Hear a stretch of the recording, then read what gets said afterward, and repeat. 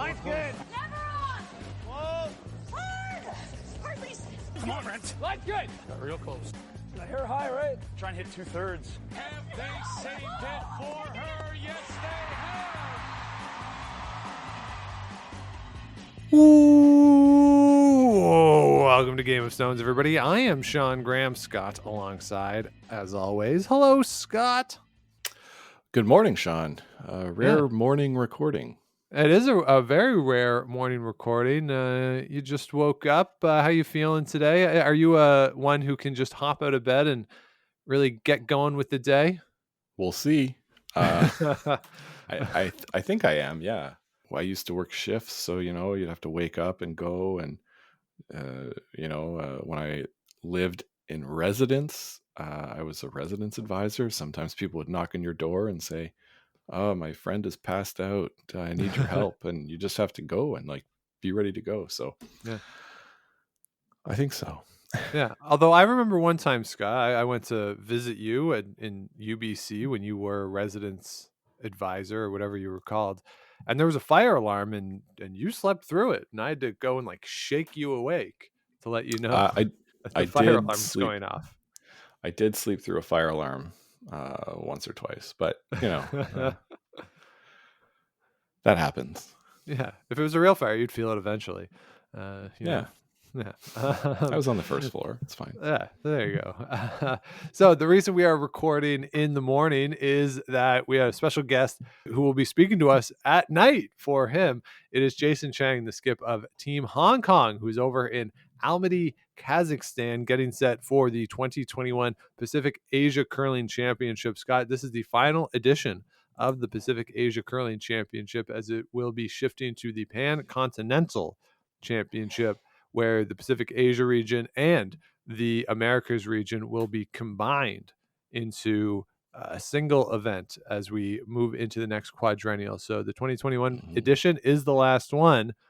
I don't know, Scott, we've talked briefly about it before, but I'm kind of sad now that we're here at the Pacific Asia Curling Championship. There's kind of a sadness for me that this particular event is going away. Yeah, I think so. But, coming out of the Americas Challenge that we saw, a couple weeks ago, last weekend, whatever it was, I'm excited going forward for the opportunity for teams like Brazil and Mexico to not have to go against just Canada or just the US, to get the chance to play against some of the countries that we see at the PACCs, like Hong Kong that we're going to talk about, like Kazakhstan, Qatar, these other sort of up and coming countries. You know what I mean? Yeah, I think there could be a nice middle ground there on a B pool side of these teams getting games against more level competition. So there's a benefit there, and we'll see sort of what the offshoot of it is. Jonathan and Ryan have talked about how maybe if you're in a B side, you could hurt funding opportunities for some teams because you don't necessarily have a path into a world championship. So we'll see sort of how it plays out. But this event has only been around for 30 years. Jason mentioned that in our discussion, which feels longer, but a 30-year event. So this is the 30th and final edition of the Pacific Asia Curling Championship. And some news that is coming out of it. We talked with Jason about this, that there's some teams that aren't there. China has decided not to send a rep on either the men's or women's side, which means that China will not be participating in the 2022 World Championship. New Zealand and Australia are also not there, nor is Nigeria, who could not get into the country. There was some issues with visas to get Nigeria, and so the fields are much smaller than the 2019 version. Only 4 teams on the women's side, only 7 teams on the men's side. So on the men's side, you got Chinese Taipei, Hong Kong, Japan, Kazakhstan, Qatar, Saudi Arabia, South Korea. And then on the women's side, Hong Kong, South Korea, Japan, and Kazakhstan. So, Scott, any expectations that you have as we look into this event? Sort of how do you maybe assess the fields? Well, I mean, it's pretty clear to me that the Japan and Korea are the favorites for both the men's and the women's. Yeah. You mentioned that on the women's side, there's only 4 teams. So in one of these semifinal games, right? One of these teams, like you would assume Japan and China will be 1-2, Yeah. and then you'll have Hong Kong and Kazakhstan playing for that spot to get into the World Championships. So a 1-game thing, because it's going to be a double round robin into a 3-team playoff. Okay, so one of those 2 teams, likely Hong Kong, will have 1 game to try and get their team into the World Championship. Yeah. So that will be interesting. Yeah. I would say not likely to happen, but who knows? In 1 game, anything can happen. For sure. See John Schuster. And Ling had that opportunity in 2019. The skip of Hong Kong made the semifinals, lost to Nakajima, the Japanese skip, in that semifinal, but that would have been an opportunity to go to a world championship there. So we'll obviously have to see what happens there, but if anything can happen in a game. Yeah. So that's what I'm looking for on the women's side. On the men's side, it's just 1 spot in the World Championships. The other team will have to go to the last chance qualifier. So who is it going to be? Is it going to be Korea or is it going to be Japan? That's what we're looking for on the men's side. I think that is sort of where we're at with that. I would give the edge to Japan myself, with the roster that they have. A little, Yusuke Morozuma and his team. I think they've had just a bit better results than Changmin Kim and his team from Korea. So just on that basis, I would give them the edge. But it'll be fun to see if that is the gold medal game for that world championship spot.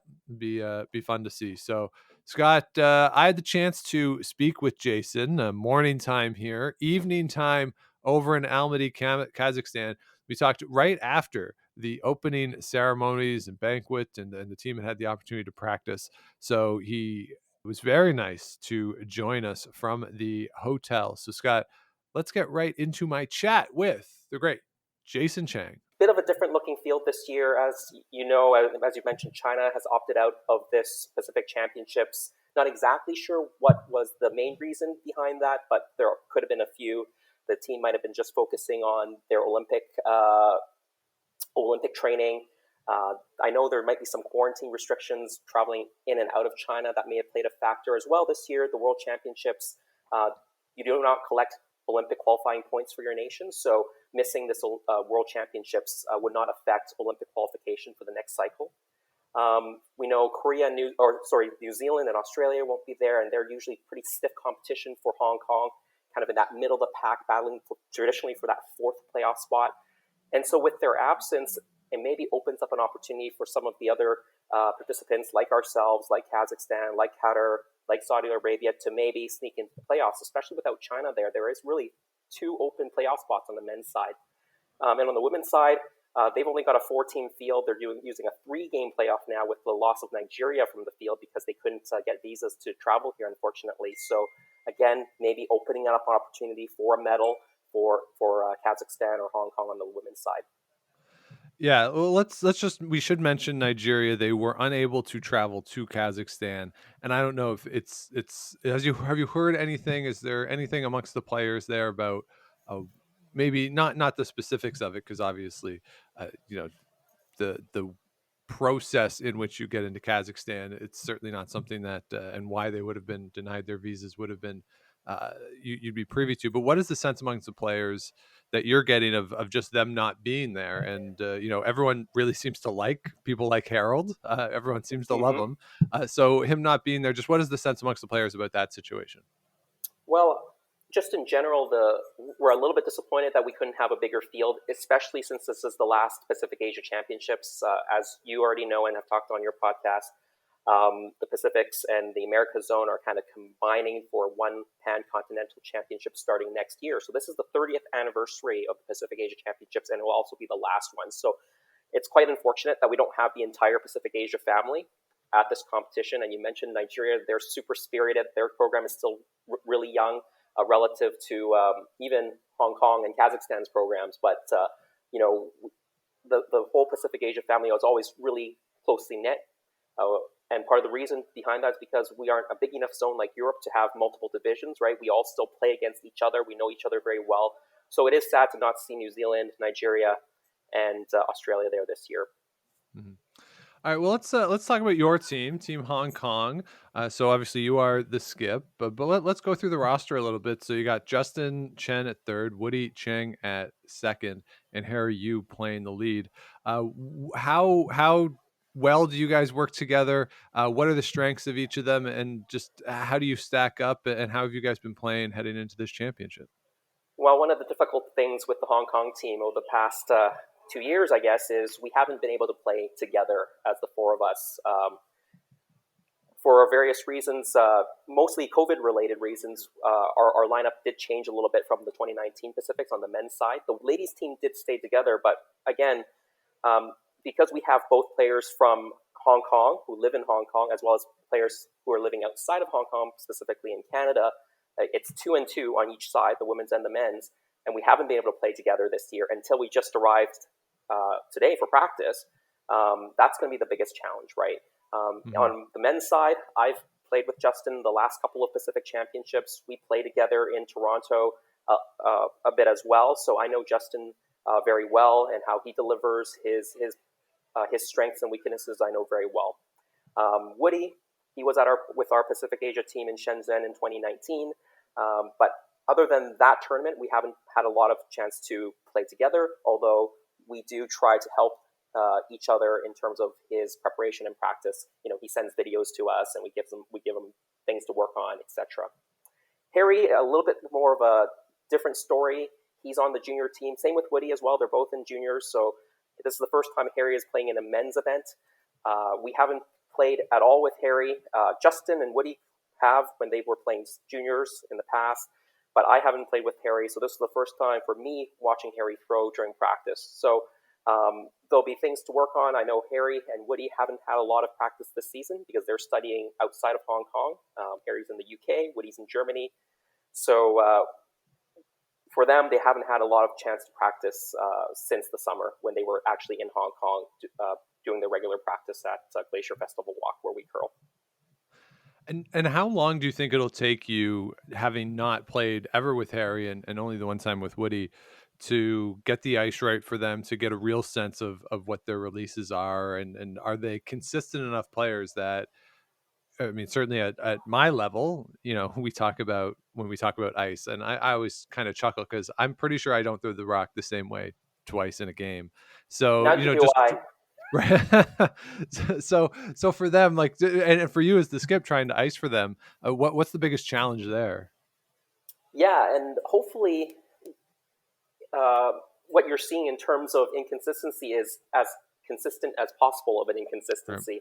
Yeah. And certainly with the practice that we had this morning, we were on each sheet. So we have 5 sheets. We practice on each sheet for 15 minutes. We do have different objectives on each sheet depending on what we're trying to do. But certainly we spent some time just observing. For me, Woody and Harry's delivery. I know Justin's delivery quite well, but for me to just observe Woody and Harry's deliveries, what they tend to do, how they tend to miss. So I've already gotten some good data out of them, but it'll probably take a couple of games to really feel confident about where I'm putting the broom for them. And also, even through the first couple of games, they're probably going to be working on those technicals as well with us and our coach to improve their technicals a bit. So even after the first couple of games, they might be changing, hopefully for the better, right? So there might be still a little bit of an adjustment after that.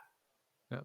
And how much can you get off of the other teams? Because you look around this field, and for a long time, there was a sense that the teams that were coming from Asia at World Championships, that the North American teams had a difficult time icing off them because the releases were so different. That seems to have dissipated a little bit at the highest level.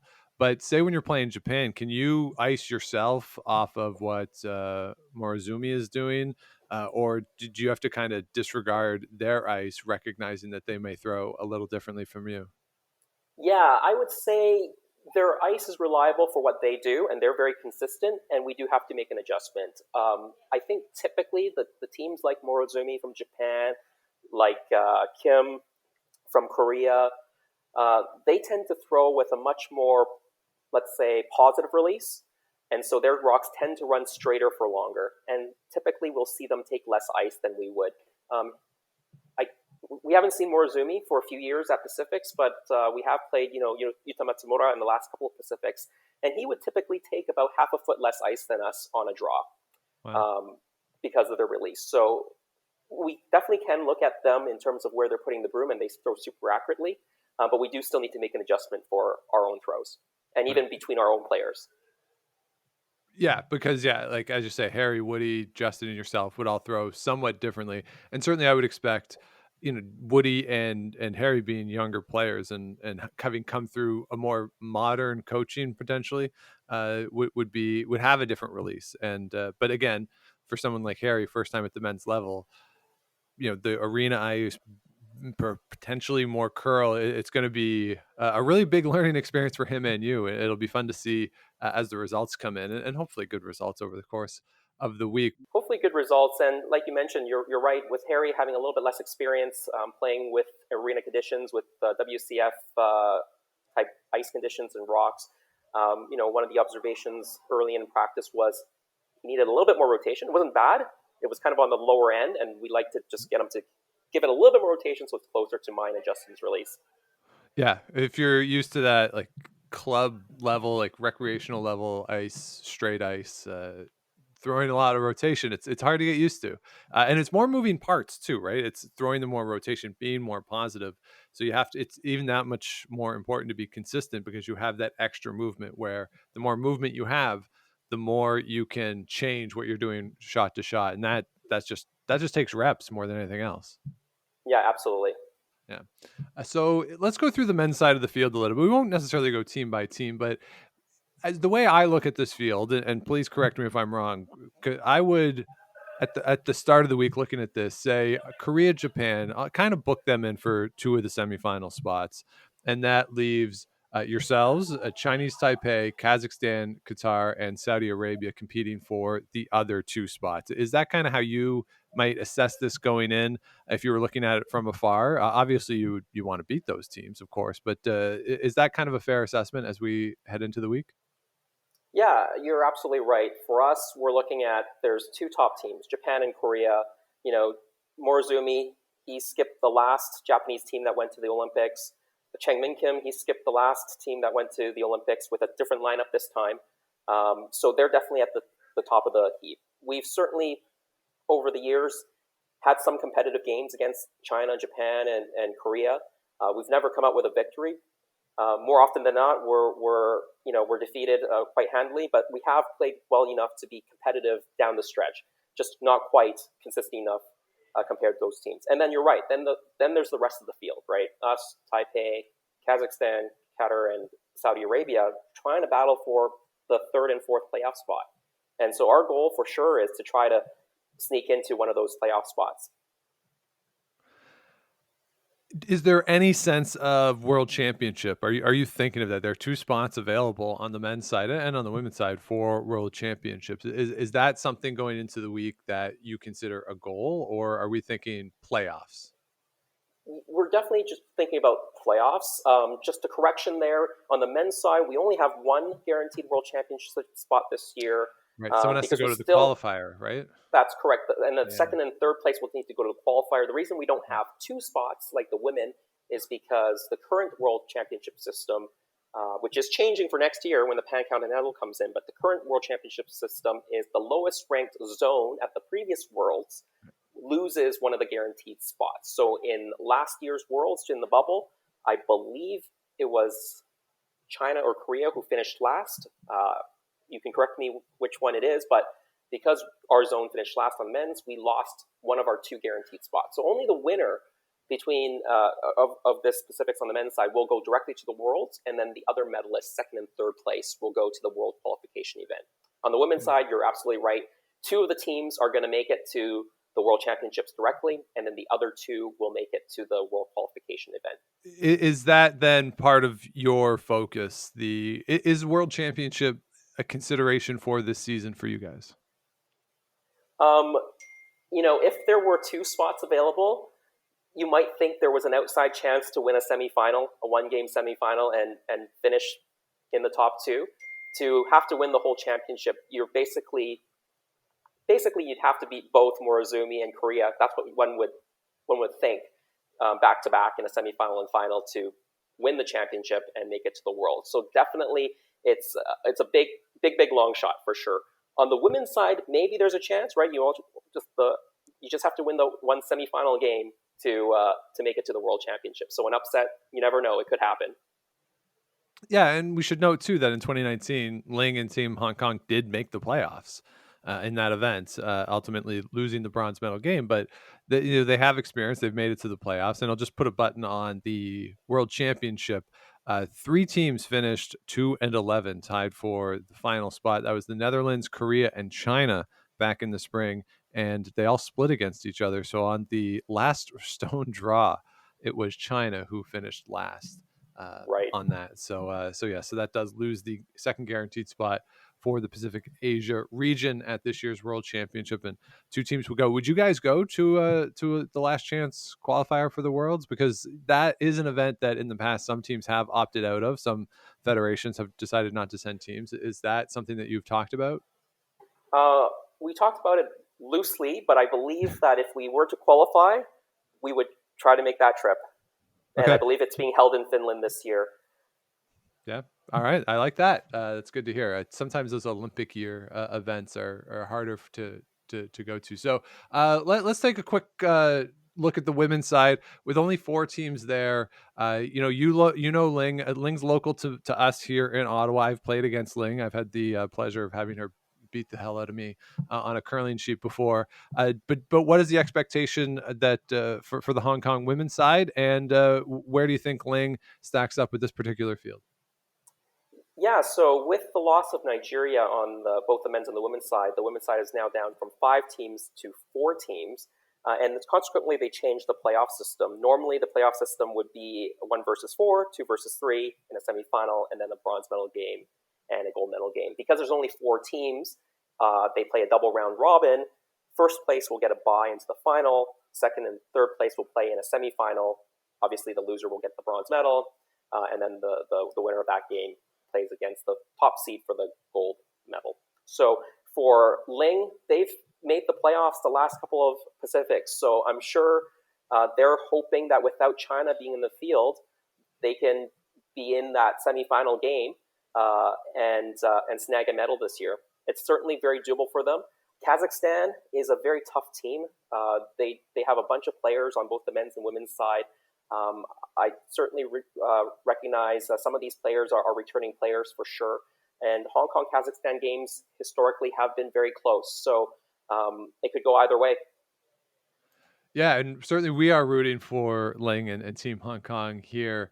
And yeah, that is kind of how you would stack it up. It's Angelina Bauer, who is skipping for Kazakhstan, and on the Japanese side, Sayaka Yoshimura and Eunjun Kim on the South Korean side. So 2 very powerful teams there on the women's side who will be competing for the Pacific Asia Curling Championship. Jason, you mentioned this is the last one ever for the Pacific Asia Curling Championship. We're going to the Pan Continental next year. As someone who's played in it, as someone who obviously is part of the Pacific Asia curling community and takes part in this championship, how do you feel about the change, and what do you think the impact is going to be for the emerging curling countries that we see? Sort of, we saw at the America's Challenge, Mexico, Brazil, Nigeria was scheduled to participate in this. You have countries like Kazakhstan, Qatar, even Hong Kong, if we can put Hong Kong in that category of those middle tier type countries at this type of an event. How do you think the switch to the Pan Continental is going to affect that level of competition? Yeah, it's a good question. And as you mentioned, the switch will happen starting next season. It was just voted on at the annual Congress. This season it had fairly overwhelming support from member associations across the world voting in favor of the creation of the Pan Continental. For us in Hong Kong, we're kind of, we love the Pacific Championships. It's got a great regional identity. For us, it's a very eclectic group of nations as well that spans from Africa to the Middle East to Asia and the interior of Asia, and then to the South Pacific as well, right, with Australia and New Zealand.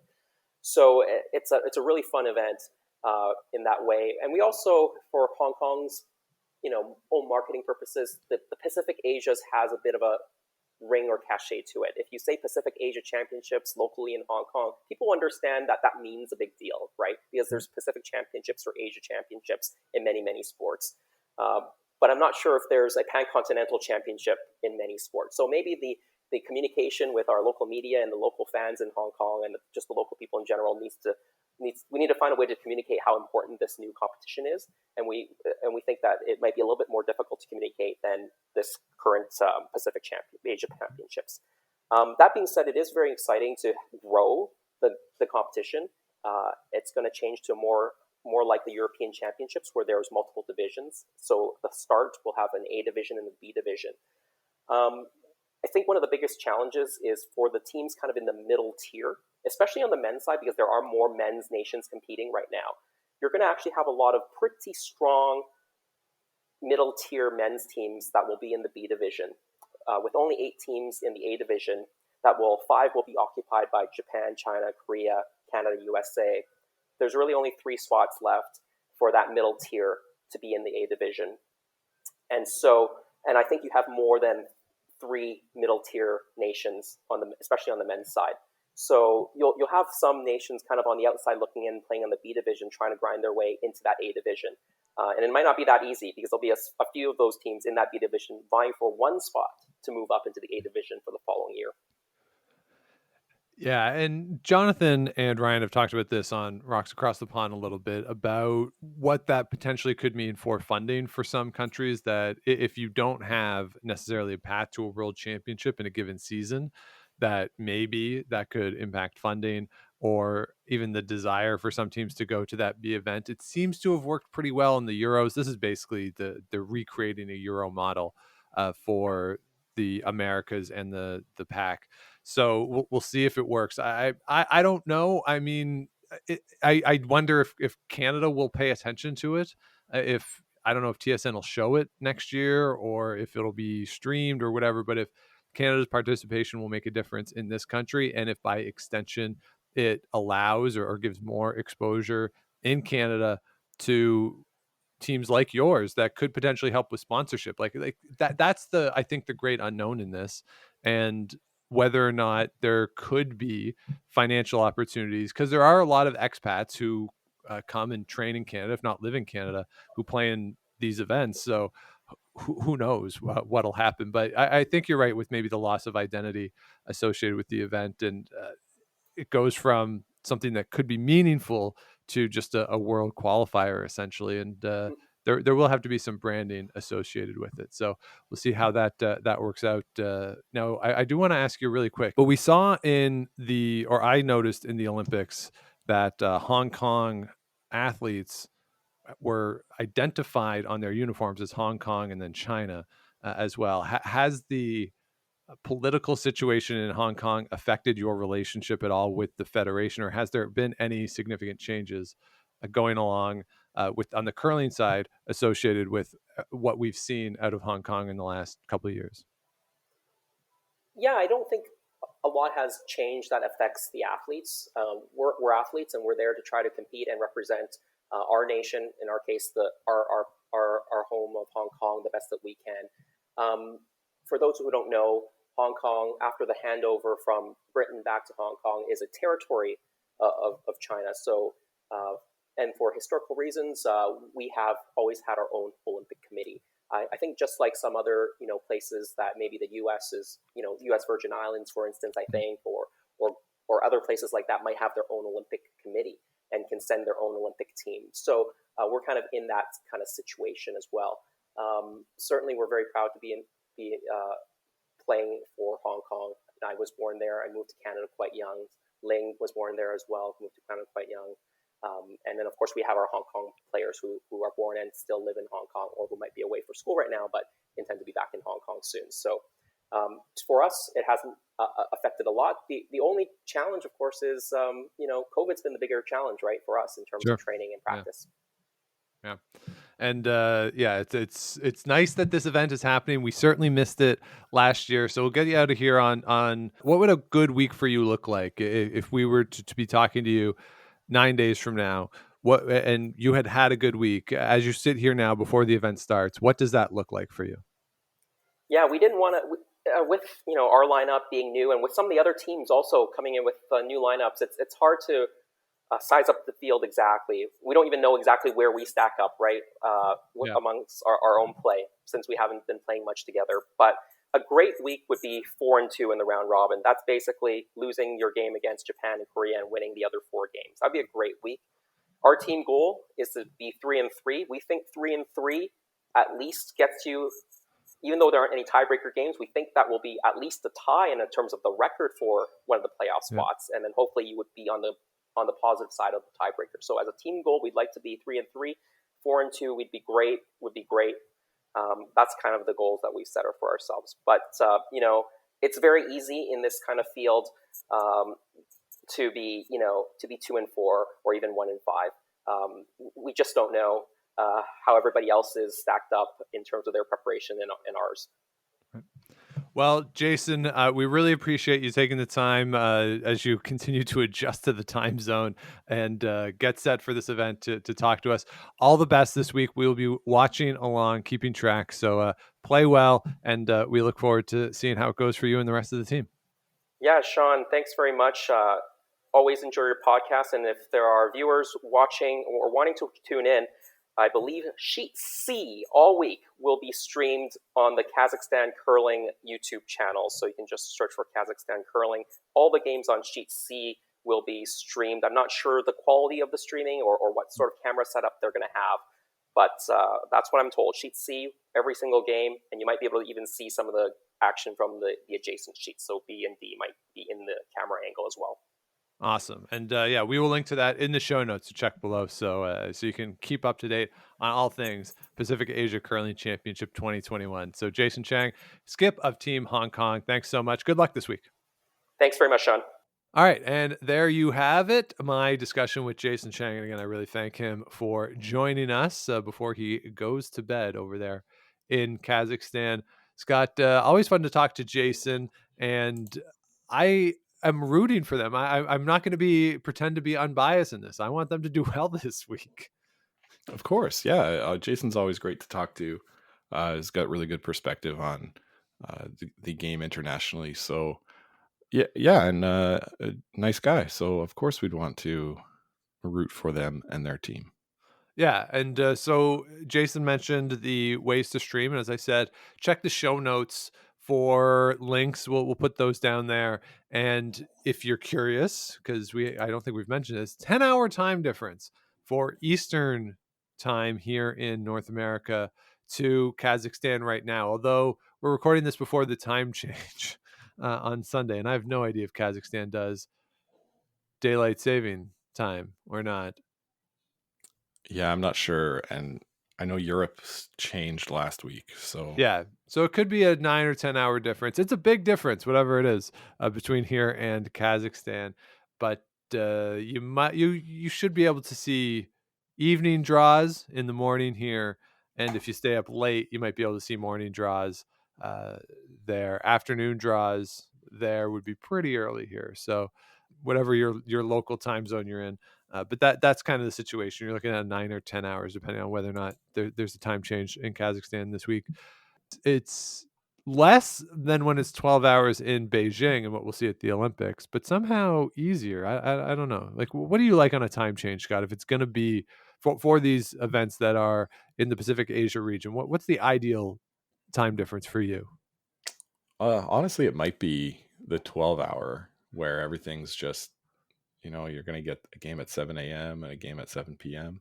Yeah. And they'll be flipped. Right. And then you just miss the one in the middle of the night. 7 p.m. might be a little early, probably 9 p.m. local, like for us in Canada. Yeah, okay. Well, whatever it is. I don't know. Yeah. What are you doing to these people? Make them wake up at 5 o'clock to get to their 7 a.m. curling games for your entertainment here in Canada? Yeah, that's right. That's right. All right. So we mentioned off the top, we would certainly expect Japan, Korea on both the men's and women's side to have those first 2 spots and see how the fields how the fields come into shape over the course of the week. I don't think we'll make picks for this because we're rooting for Hong Kong. We really like Jason, and Ling is local to us, and I really like Ling. She's always been very nice to me, and when she's destroyed me in games that I've played against her. She's been so nice when she's done it. So we won't make picks because we can't pretend to be unbiased on that front. Rooting for Hong Kong here. So Scott, anything else you want to say about the 2021 Pacific Asia Curling Championship?